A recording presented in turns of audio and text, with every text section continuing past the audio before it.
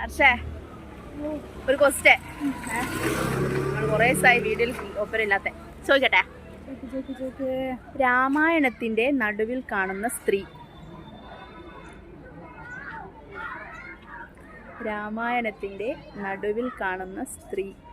രാമായണത്തിന്റെ നടുവിൽ കാണുന്ന സ്ത്രീയാ?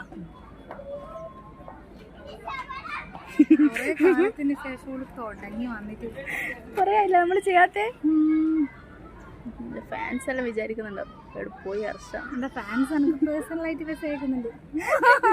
നീ പറ. രാമായണത്തിന്റെ നടുവിൽ കാണുന്ന സ്ത്രീ. സ്ത്രീ എന്ന് വെച്ചാല് പേരാണോ ഉദ്ദേശിക്കുന്നത്?